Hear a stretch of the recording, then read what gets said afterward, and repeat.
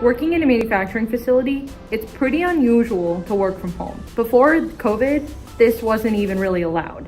I knew that 2020 was not gonna be a normal year. The new normal looks like this. I can talk to my coworker outside of her cube with my mask on, with a limit of 2 people per cube. Say hi.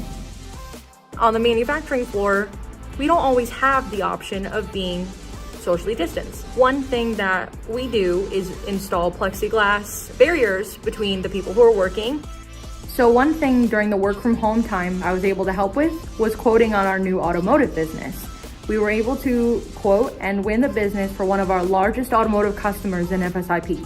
One thing that's helped me stay connected during all of this is having the ERGs do a lot of their events on virtual platforms. Bionidos, for example, they had one of their events virtually, and I was able to attend while also being at my plant. So that was a really awesome experience, and I'm super glad that they were able to do that.